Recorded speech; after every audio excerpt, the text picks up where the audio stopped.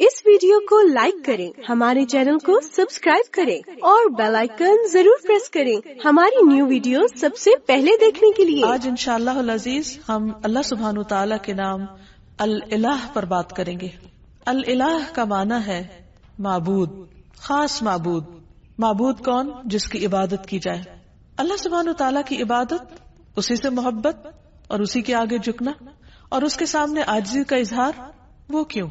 वो इसलिए कि इंसान अपनी फितरत के एतबार से मजबूर है कि वो अपने से बड़े के आगे झुके। उसे किसी न किसी के आगे जरूर झुकना है, क्योंकि वो उसके अंदर ये मादा मौजूद है। वो इसके बगैर रह नहीं सकता, इसके बगैर उसकी तकमील नहीं होती।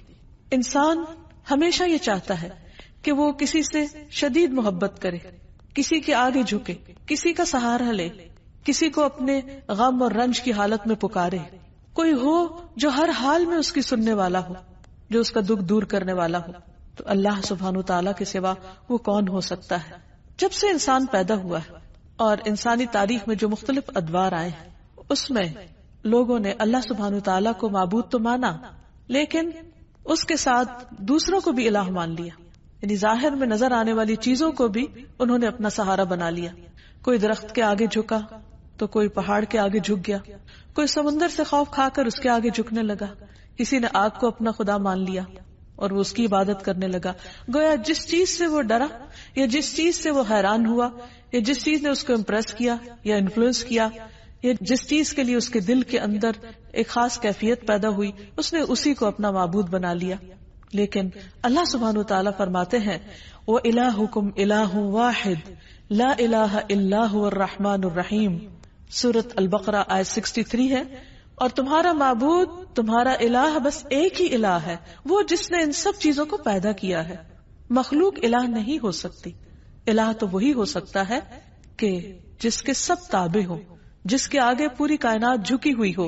फरमाया उसके सिवा कोई और माबूद नहीं, वो बेहद रहम करने वाला, निहायत मेहरबान है। अरबी जबान में इलाह का लफ्ज अल्लाह सुब्हानु ताला के लिए इस्तेमाल होता है, तो इस आयत से पता ही चलता है कि अल्लाह सुब्हानु ताला अपनी इलाहियत में मुनफरिद है, यकता है, अकेला है। और उलूहियत के अंदर यानी इलाह होने के अंदर कमाल इल्म, कमाल कुदरत, कमाल रहमत और कमाल हिकमत के माने पाए जाते हैं। यानी वही इलाह हो सकता है जिसका इल्म कामिल हो, जिसकी कुदरत कामिल हो, जिसकी रहमत कामिल हो, जिसकी हिकमत कामिल हो और उसमें किसी किस्म का कोई नक्स न पाया जाता हो। और ये तमाम सिफात सिर्फ और सिर्फ अल्लाह सुब्हानु ताला के अंदर ही है। इसीलिए वही दरअसल इलाह है, वही माबूद है और वही इबादत के लायक है, इबादत का हकदार है। क्योंकि किसी और के अंदर ये सिफात इस दर्जे में पाई ही नहीं जाती। तो ये सिफात इस बात का तकाजा करती हैं कि एक इंसान अल्लाह ही को अपना महबूब समझे और इंतहा दर्जे की मोहब्बत सिर्फ उसी के साथ करे, इंतहा दर्जे में सिर्फ उसी के आगे झुके, अपना सर और अपनी पेशानी सिर्फ उसी के सामने टिकाए, कुछ मांगे तो सिर्फ उसी से मांगे, उसी के आगे हाथ फैलाए और किसी और के आगे नहीं। सूरत अल-अंबिया में अल्लाह ताला फरमाते हैं, ला इलाहा इल्ला अना फअबुदूनी, मेरे सिवा कोई माबूद नहीं, लिहाजा तुम मेरी ही इबादत करो। नहीं मांगो तो मुझसे मांगो, झुको तो मेरे आगे झुको। इसलिए कि वो देने पे कादिर है, वो इतना अजीम है कि उसके आगे झुकना इंसान के लिए बायसे इज्जत है, बायसे जिल्लत नहीं। क्योंकि इंसान जब अपने से छोटी चीज के आगे झुकता है तो ये झुकना उसके लिए बायसे जिल्लत है। इसी तरह एक सूरत ताहा में फरमाया, इन्ननी अनल्लाहु ला इलाहा इल्ला अना फअबुदनी, बेशक मैं ही अल्लाह हूँ, मेरे सिवा कोई माबूद नहीं, बस तुम मेरी ही इबादत करो। अल्लाह सुब्हानु ताला के लिए इलाह के अलावा रब का भी लफ्ज आता है, यानी रब भी अल्लाह के नामों में से एक नाम है। लेकिन इन दोनों में फर्क है। रब का मतलब है मखलूक को पैदा करने वाला, उसको रिस्क देने वाला, उसका इंतजाम करने वाला। लेकिन इलाह का मतलब है जो इबादत के मुस्तहिक है, यानी जिसकी इबादत की जाए, जिसकी ताजीम की जाए, जिसके आगे आजिज़ी और इनकिसारी का इजहार किया जाए। तो इबादत हकीकत में मोहब्बत, इताअत, तस्लीम और रजा और ताजीम पर मबनी होती है और ये सिर्फ अल इलाही के लिए हो सकती है।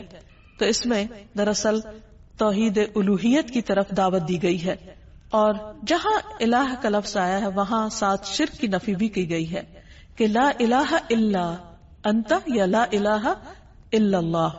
پھر یہ ہے کہ اللہ سبحانہ و تعالیٰ نے اپنا یہ نام خود رکھا ہے، اضافت کے ساتھ بھی اور اس کے بغیر بھی. اور حقیقت یہ ہے کہ تمام انبیاء بھی اس نام کو استعمال کرتے رہے ہیں. ہم دیکھتے ہیں کہ سورۃ البقرہ میں اللہ تعالیٰ کا ارشاد ہے. اللہ تعالیٰ جب یعقوب علیہ السلام کی وفات کا وقت ذکر کرتے ہیں کہ ام کنتم شہداء اذ حضر یعقوب الموت اذ قال لبنیہ ما تعبدون من بعدی، کیا تم حاضر تھے اس وقت جب یعقوب کو موت آئی، جب اس نے اپنے بچوں سے کہا کہ میرے بعد تم کس کی عبادت کرو گے، کس کے آگے جھکو گے؟ تو انہوں نے کیا کہا؟ نعبد الہک و الہ آبائک ابراہیم و اسماعیل و اسحاق الہا واحدا ونحن لہ مسلمون. ہم تیرے معبود نعبد الہک، اس کی عبادت کریں گے. یہاں بھی لفظ الہ استعمال ہوا ہے کہ جب عبادت کی بات ہے تو پھر ساتھ ہی الہ کا لفظ آ جاتا ہے کہ وہ خاص معبود جو عبادت کا مستحق ہے. تو تیرے معبود اور تیرے آبا یعنی ابراہیم، اسماعیل، اسحاق، ان سب کے الہ کی جو ایک ہی الہ ہے اس کی ہم سب عبادت کریں گے. تو گویا یعقوب علیہ السلام اپنی اولاد کو ایک اللہ الہ کی عبادت کی تاکید کر کے گئے، وصیت کر کے گئے. پھر اسی طرح اللہ کا نام الہ اللہ تعالی کی ذات اور اس کی صفات پر دلالت کرتا ہے.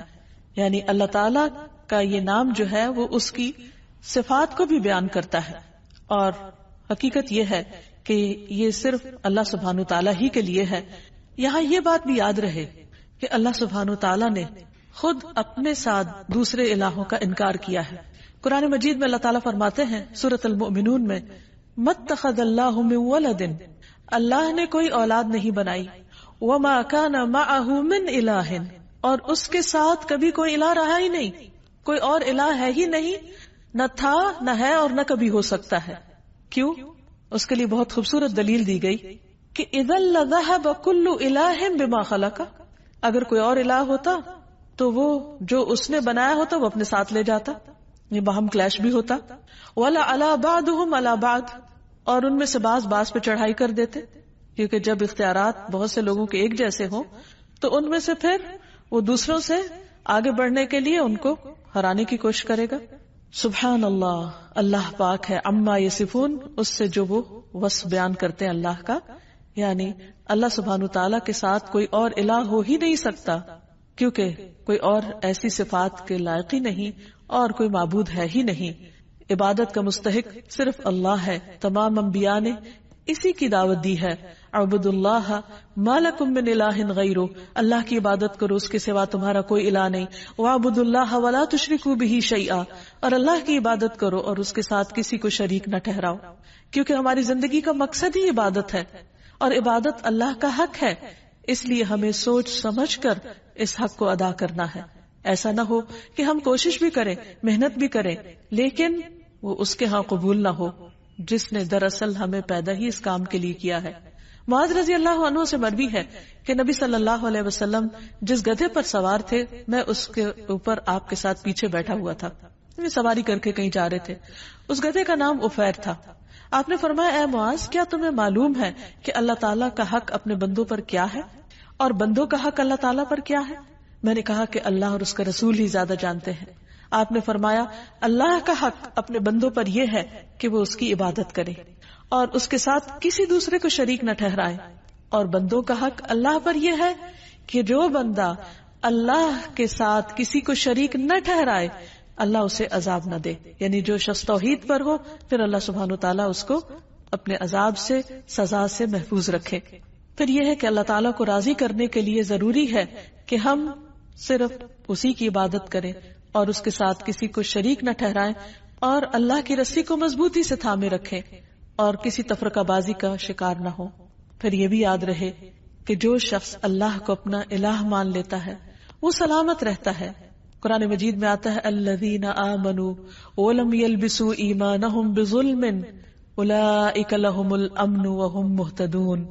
جو لوگ ایمان لائے پھر اپنے ایمان کو ظلم یعنی شرک سے آلودہ نہیں کیا، یعنی اللہ کا حق عبادت کسی اور کو نہیں دیا، اس کے ساتھ کسی اور کو شریک نہیں کیا عبادت میں، یہی لوگ قیامت کے دن امن میں رہیں گے اور دنیا اور آخرت میں یہی لوگ ہدایت یافتہ ہوں گے.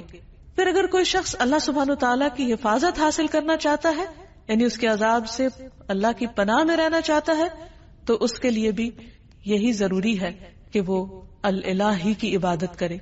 رسول اللہ صلی اللہ علیہ وسلم نے حضرت معاذ سے فرمایا تھا، احفظ اللہ یحفظک، اے معاذ اللہ کی حفاظت کرو، یعنی اس کے حقوق کی حفاظت کرو، اس کی عبادت میں کسی کو شریک نہ کرو.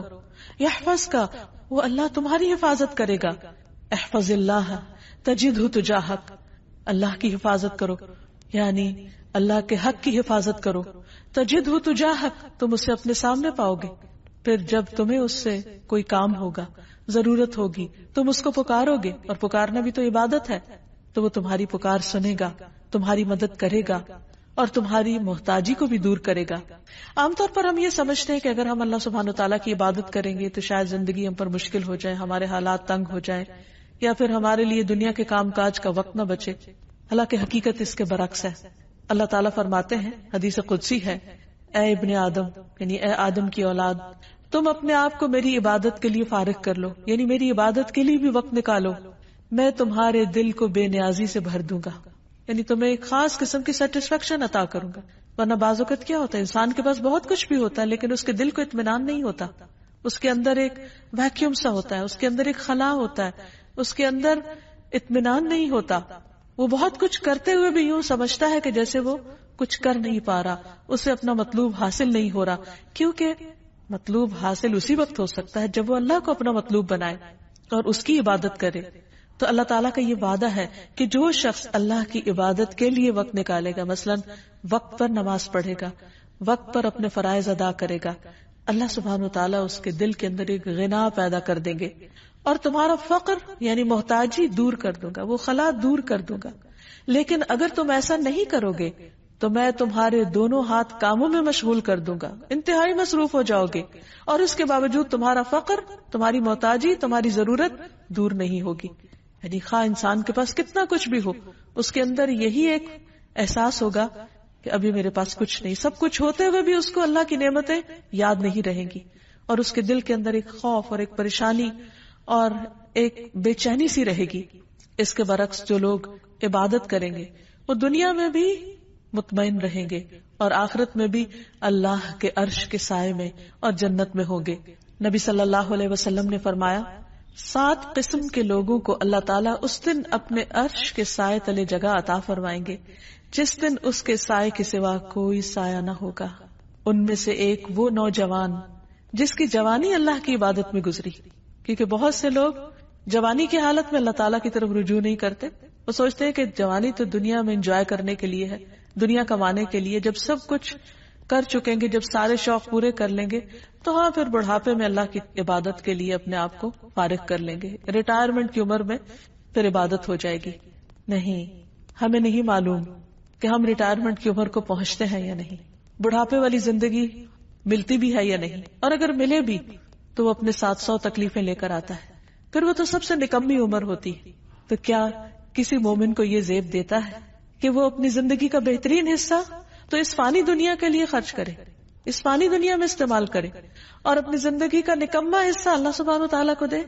تو اسی لیے جو لوگ اپنی زندگی کا بہترین حصہ یعنی جوانی اللہ کی عبادت میں گزاریں گے، اللہ تعالیٰ کی طرف سے عائد کردہ جو فرائض ہیں ان کو پورا کرتے ہوئے گزاریں گے، اللہ تعالیٰ کی اطاعت اور فرما برداری میں گزاریں گے، تو اللہ سبحانہ وتعالیٰ قیامت کے اس طویل دن جو ایک دن 50,000 سال کا ہے، جس دن سورج بہت قریب آ چکا ہوگا، اس دن اللہ تعالیٰ ایسے لوگوں کو اپنے عرش کے سائے تلے جگہ دیں گے.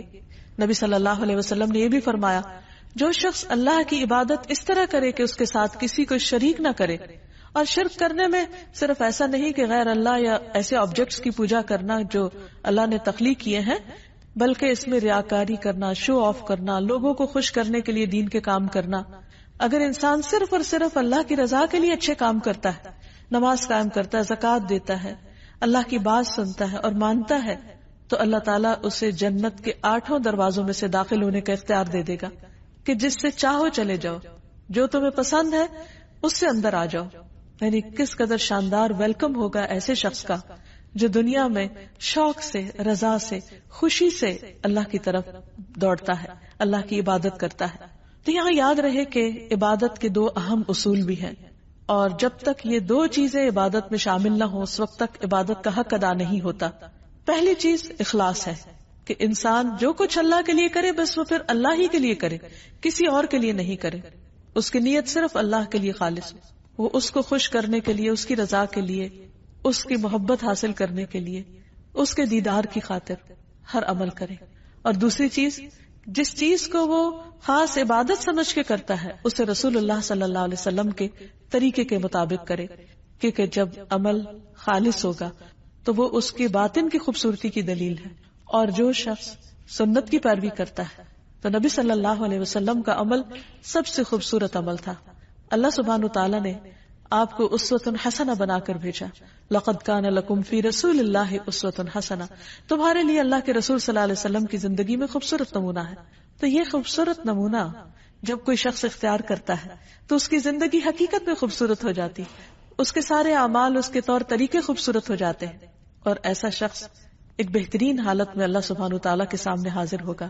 اللہ تعالیٰ ہمیں بھی ان لوگوں میں شامل کر لے کہ جو احسن طریقے پر اللہ کی عبادت کرتے ہیں، ایسی عبادت جو اس کو پسند آ جائے۔ اسی لیے نبی صلی اللہ علیہ وسلم نے اچھی عبادت کا جو کرائیٹیریا بتایا وہ کیا ہے کہ تم اس طرح اللہ کی عبادت کرو گویا تم اس کو دیکھ رہے ہو، اور اگر یہ کیفیت نہ ہو تو یہ تو ضرور یاد رکھو کہ وہ تمہیں دیکھ رہا ہے۔ تو جو بھی شخص یہ سوچ کر اللہ کی عبادت کرے گا کہ وہ اس وقت اللہ کی نگاہ میں ہے، تو وہ لوگوں کے سامنے ہو یا تنہائی میں ہو، وہ اچھے کام ہی کی کوشش کرے گا، وہ اپنے ہر کام کو بہترین طریقے پر انجام دینے کی کوشش کرے گا، کیونکہ اس کا یہ احساس اس کے کام کی کوالٹی پر اثر انداز نہیں ہونے دے گا۔ نبی صلی اللہ علیہ وسلم نے ایک خوبصورت دعا سکھائی ہے ہر نماز کے بعد پڑھنے کے لیے، اللہم اعنی علی ذکرک و شکرک و حسن عبادتک، اے اللہ اپنا ذکر، اپنا شکر اور اپنی خوبصورت عبادت کی توفیق عطا فرما، اس پر میری مدد فرما، کیونکہ انسان کے ساتھ بہت سی مشکلات بھی ہیں، خود اس کا اپنا نفس اندر سے بعض اوقات ایسے فتنے میں مبتلا ہو جاتا ہے کہ عبادت کی حلاوت ختم ہو جاتی ہے۔ اسی طرح بعض اوقات شیطان کے ڈالے ہوئے وسوسے یا لوگوں کی باتیں، باہر کا ماحول انسان پر اثر انداز ہوتا ہے اور وہ اللہ سبحانہ وتعالیٰ کی عبادت کا حق ادا نہیں کرتا یا عبادت کو انجوائے نہیں کرتا۔ اس لیے جو ہی ایک عبادت مکمل ہو تو اگلی عبادت کے لیے، یعنی ایک نماز کے اختتام پر اگلی نماز کے لیے اور اگلی مزید عبادات کے لیے انسان دعا کرے، کیونکہ اللہ کی عبادت پر اللہ تعالیٰ ہی بہترین طریقے پر مدد کر سکتے ہیں۔ پھر اسی طرح یہ ہے کہ انسان اپنی عبادات میں کمی کوتاہی نہ کرے۔ اب دیکھیے کہ ذرا تھوڑی دیر کے لیے سوچئے کہ مثلاً اگر آپ کا حق کسی پر ہو اور وہ اس کو ادھورے طریقے سے ادا کرے تو آپ کو کیسا لگے گا؟ مثلا کسی نے آپ سے قرض لیا اور جب وہ واپس کرے تو آدھا کرے، کسی نے آپ سے کسی چیز کے دینے کا وعدہ کیا اور پھر اس کو پورا نہیں کیا، تو اس پر آپ کی کیفیت کیا ہوگی؟ اس بات سے اب اس معنی اور مقصد کو سمجھیے کہ اللہ سبحانہ وتعالیٰ نے ہم پر کچھ فرائض اور کچھ عبادات لازم کی جن کو ہمیں ہر صورت ادا کرنا ہے۔ مثلا دن میں 5 نمازیں فرض ہیں۔ اب اگر کوئی شخص یہ کہے کہ میں نے 4 پڑھ لیے، کیا یہ کم ہے؟ یہ بھی تو بہت ہے۔ نہیں، اللہ سبحانہ وتعالیٰ نے 5 کا حکم دیا ہے، ہم اسے اپنی مرضی سے 4 نہیں کر سکتے یا 3 نہیں کر سکتے، اور اسی طرح اپنی مرضی سے 6 بھی نہیں کر سکتے ان کو، کیونکہ اتنا ہی کرنا ہے، اسی طرح کرنا ہے جیسا کرنے کا اللہ سبحانہ وتعالیٰ نے حکم دیا، تبھی عبادت کا حق ادا ہوگا۔ عبادت کا مطلب ہوتا ہے مکمل اطاعت، اور اگر ہم بات ہی نہیں مان رہے تو پھر اپنی مرضی سے جو بھی چاہیں کرے وہ عبادت شمار نہیں ہوگی۔ ہاں، اللہ کی رضا، اللہ کی پسند، اللہ کی خوشی کے لیے چھوٹا سا کام بھی کرے، ایک لقمے جیسی چیز بھی اللہ کے راستے میں خیرات کر دے، اللہ سبحانہ وتعالیٰ اسے خوشی سے قبول کرتے ہیں اور اسے بڑھاتے ہیں، حتیٰ کہ ایک لقمہ بہت پہاڑ برابر کر دیتے ہیں اجر و ثواب کے اعتبار سے، کیونکہ وہ صرف اللہ کے لیے دیا گیا، وہ صرف اللہ کی رضا اور اللہ کی خوشی میں اللہ کی خاطر خرچ کیا گیا، تو اللہ سبحانہ وتعالیٰ اس کی بہترین طریقے پر قدردانی فرماتے ہیں۔ تو ہمیں نہ عبادت میں اضافے کا حق حاصل ہے اور نہ عبادت میں کوتاہی کا۔ یہاں یہ یاد رہے کہ اللہ سبحانہ وتعالیٰ نے ہم پر جو عبادت فرض کی ہے، ہمیں اس میں اختیار نہیں دیا گیا کہ ہم اپنی مرضی سے اس عبادت میں کچھ اضافہ کر دیں یا پھر اس میں کچھ کمی کر دیں، کیونکہ عبادت کی اصل روح اطاعت ہے، فرما برداری ہے، اللہ کے حکم کی تابع داری ہے۔ انس رضی اللہ عنہ سے مروی ہے کہ ایک آدمی نبی صلی اللہ علیہ وسلم کی خدمت میں حاضر ہوا اور عرض کی، اے اللہ کے رسول صلی اللہ علیہ وسلم، یہ بتائیے کہ اللہ تعالیٰ نے کتنی نمازیں فرض کی ہیں، یعنی جن کی پابندی ہم پر لازم ہے؟ آپ نے فرمایا، اللہ نے اپنے بندوں پر 5 نمازیں فرض کی۔ اس نے پوچھا، ان سے پہلے یا بعد میں تو کوئی نماز فرض نہیں، یعنی ان کے علاوہ فرض کے درجے میں تو نہیں کچھ؟ آپ نے 3 بار یہ فرمایا کہ اللہ نے اپنے بندوں پر 5 نمازیں فرض کی ہیں۔ اس پر وہ کہنے لگا، اس ذات کی قسم جس نے آپ کو حق کے ساتھ بھیجا ہے، میں اس میں کسی قسم کی کمی یا زیادتی نہیں کروں گا، یعنی 5 سے کم 4 بھی نہیں پڑھوں گا اور 5 سے زیادہ 6 بھی نہیں پڑھوں گا، بس اتنی ہی پڑھوں گا جتنی اللہ تعالیٰ نے مجھ پر فرض کی ہے۔ تو نبی صلی اللہ علیہ وسلم نے فرمایا، اگر یہ شخص سچا رہا، یعنی جو یہ کہہ رہا ہے اس نے ایسا ہی کیا، تو یہ جنت میں داخل ہوگا۔ عبادت کے سلسلے میں ایک اور بات یہ یاد رہے کہ عبادت میں شدت اور خود پسندی نہیں ہونی چاہیے، کیونکہ عبادت اللہ تعالیٰ کا حق ہے۔ نبی صلی اللہ علیہ وسلم نے فرمایا، ایک قوم ایسی آئے گی جو عبادت کرے گی حتیٰ کہ لوگ ان کی عبادت کی کثرت پر تعجب کریں گے، بڑے حیران ہوں گے کہ اتنے عبادت گزار ہیں، لیکن وہ اس عبادت کی وجہ سے خود پسندی کا شکار ہو جائیں گے، اپنے آپ کو بڑی چیز سمجھنے لگیں گے کہ ہم بہت نیک ہیں۔ وہ لوگ دین سے اس طرح نکل جائیں گے جیسے تیر شکار سے نکل جاتا ہے، کیونکہ اللہ تعالیٰ کو ایسی عبادت کی ضرورت نہیں۔ عبادت ہے دراصل اللہ کا حق، اللہ کو خوش کرنے کے لیے کرنا ہے، نہ کہ بندوں کو دکھانے کے لیے یا بندوں کے سامنے نیک بننے کے لیے۔ تو جس بندے کے اندر عبادت کا زوم آ جائے وہ اللہ سبحانہ وتعالیٰ کو پسند نہیں۔ ابلیس کے ساتھ کیا معاملہ ہوا تھا؟ اس کو بھی اپنی عبادت کی وجہ سے ایک خود پسندی اس کے اندر آ گئی تھی کہ جس بنا پر اس نے آدم کے آگے جھکنے سے انکار کر دیا تھا۔ تو یاد رکھیے کہ جب ہم لا الہ الا اللہ کہتے ہیں تو پھر صرف اللہ کو ہی عبادت کے لائق مانتے ہیں، کسی اور آبجیکٹ کو نہیں، اور حتیٰ کہ اپنے نفس کو بھی نہیں، کیونکہ اس زمین پر جن معبودوں کی پیروی ہوتی ہے ان میں سے سب سے زیادہ پیروی ہم اپنے ہی نفس کی کر رہے ہوتے ہیں، اپنے دل کی خواہشات کی۔ مثلاً فجر کی نماز کا وقت ہو گیا اور دل کیا چاہتا ہے سوئے رہو، تو ہم اٹھتے نہیں، تو ہم نے اللہ کی بات تو نہیں مانی۔ ہمیں آواز آ رہی ہے حی علی الصلاۃ، حی علی الفلاح، آؤ نماز کی طرف، آؤ کامیابی کی طرف، لیکن ہم اس پکار کو سنتے ہی نہیں اور کامیابی کا دروازہ بند کر دیتے ہیں اور ہم سوئے رہتے ہیں۔ یا ہم نے اب اللہ کی عبادت نہیں کی، اپنے نفس کی عبادت کی۔ اسی طرح زندگی کے کسی بھی اور کام، کسی جاب، کسی مشغلے، کسی بھی پسند کی چیز میں مشغول ہو کر، خواہ کتنی ہی دنیاوی اعتبار سے شدید ضرورت کے کام میں بھی مصروف ہو کر اگر انسان اللہ کو بھلا دیتا ہے تو یہ دراصل اپنے آپ پر ہی ظلم کرتا ہے، اور یہ لا الہ الا اللہ کے منافی ہے۔ اللہ سبحانہ وتعالیٰ نے تمام بندوں سے اپنی عبادت کا مطالبہ کیا ہے۔ قرآن مجید میں اللہ تعالیٰ فرماتے ہیں، یا ایھا الناس اعبدوا ربکم الذی خلقکم والذین من قبلکم لعلکم تتقون، اے لوگو اپنے رب کی عبادت کرو جس نے تمہیں پیدا کیا اور ان کو بھی جو تم سے پہلے تھے۔ یعنی عبادت کیوں کرو؟ کیا اللہ تعالیٰ کو کوئی فائدہ ہے؟ نہیں، یہ دراصل تمہارے اپنے فائدے کی چیز ہے۔ فائدہ کیا ہوگا؟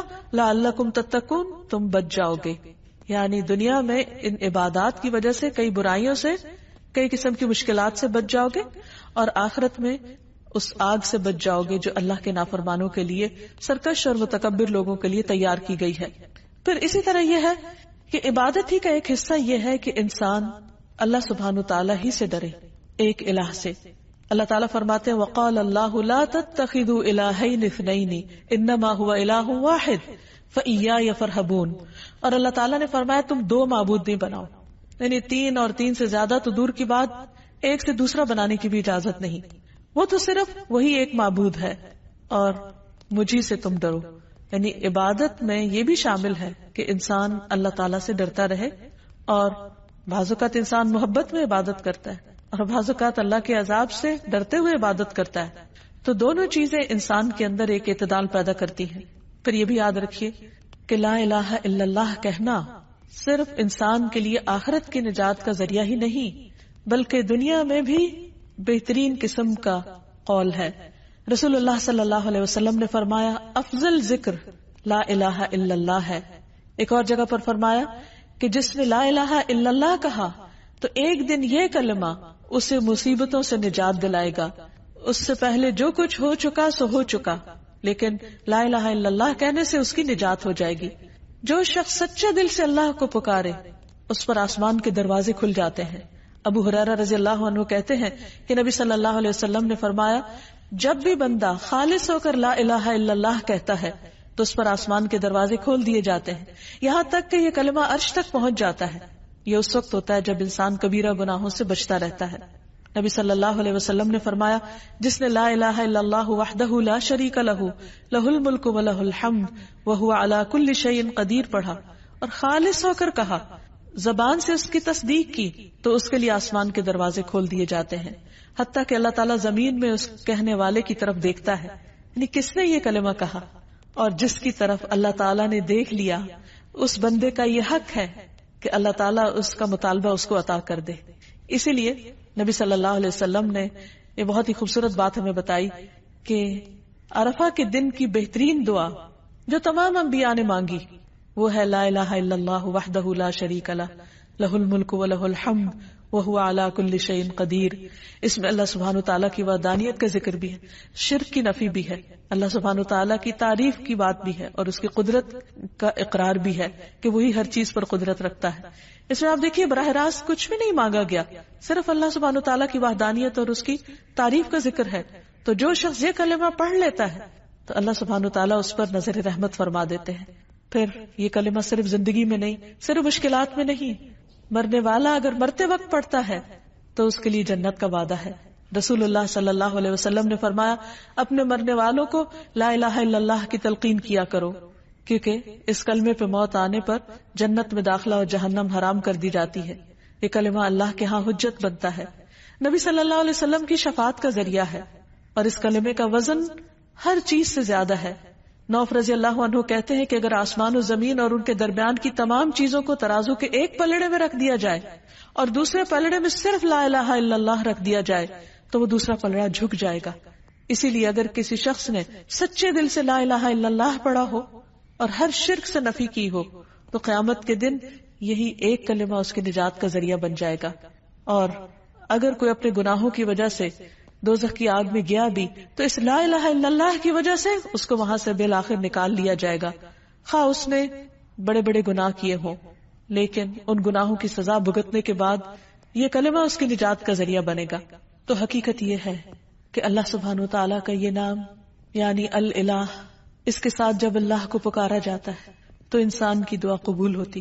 اسی لیے نبی صلی اللہ علیہ وسلم کو خاص طور پر حکم دیا گیا، قل اعوذ برب الناس ملک الناس الہ الناس من شر الوسواس الخناس الذی یوسوس فی صدور الناس من الجنۃ والناس۔ آپ کہہ دیجئے میں پناہ لیتا ہوں لوگوں کے رب کی، لوگوں کے بادشاہ کی، لوگوں کے الہ، لوگوں کے معبود کی، وسوسہ ڈالنے والے کے شر سے جو پلٹ پلٹ کر آنے والا ہے، جو لوگوں کے سینوں میں وسوسے ڈالتا ہے۔ پھر ہم دیکھتے ہیں کہ یونس علیہ السلام جب مچھلی کے پیٹ میں چلے گئے اور انتہائی غم کی حالت میں تھے، اس وقت جب انہوں نے اسی کلمے کے ذریعے اللہ کو پکارا تو اللہ سبحانہ وتعالیٰ نے ان کا غم دور کر دیا، انہیں اس بڑی مشکل سے نجات دی۔ اور وہ کلمہ کیا ہے؟ وَذَنُّونِ إِذْ ذَهَبَ مُغَاضِبًا فَظَنَّ أَن لَّن نَّقْدِرَ عَلَيْهِ فَنَادَىٰ فِي الظُّلُمَاتِ أَن لَّا إِلَٰهَ إِلَّا أَنتَ سُبْحَانَكَ إِنِّي كُنتُ مِنَ الظَّالِمِينَ۔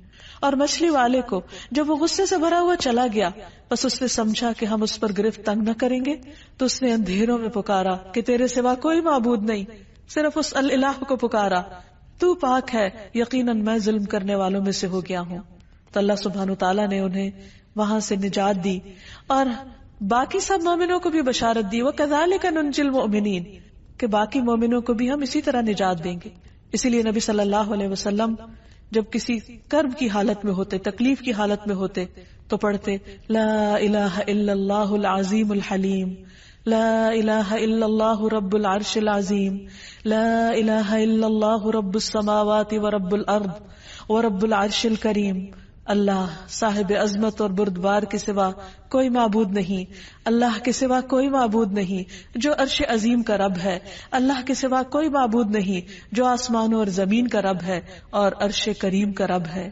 تو جو شخص تنگی اور تکلیف میں اس دعا کو پڑھے گا، اللہ سبحانہ وتعالیٰ اس کی تکلیف کو دور کر دے گا، کیونکہ نبی صلی اللہ علیہ وسلم اس دعا کو پڑھا کرتے تھے۔ پھر سید الاستغفار میں بھی جب ایک بندہ کہتا ہے اللہم انت ربی لا الہ الا انت خلقتنی وانا عبدک، وأنا على عهدك ووعدك ما استطعت أعوذ بك من شر ما صنعت أبوء لك بنعمتك علي وأبوء بذنبي فاغفر لي فإنه لا يغفر الذنوب إلا أنت. اے اللہ آپ میرے رب ہیں، آپ کے علاوہ کوئی الہ نہیں، کوئی معبود نہیں، آپ نے مجھے پیدا کیا، میں آپ کا بندہ ہوں، اپنے عہد اور وعدے پر قائم ہوں، جتنی بھی مجھ میں استطاعت ہے، جتنی بھی ہمت ہے، میں آپ کے احسانات کا اقرار کرتا ہوں اور اپنے گناہوں کا بھی اعتراف کرتا ہوں، آپ مجھے بخش دیجئے کیونکہ آپ کے علاوہ گناہوں کو کوئی بھی معاف نہیں کر سکتا. تو جو شخص اس کلمے کو پڑھتا ہے، اس استغفار کو پڑھتا ہے جس کو سید الاستغفار، استغفار کا سردار کہا گیا، تو اگر شام کے وقت پڑھتا ہے اور رات کو ڈیتھ ہو جاتی ہے تو اللہ تعالیٰ اس کے سارے گناہ معاف کر دیں، اس کو جنت میں داخل کریں.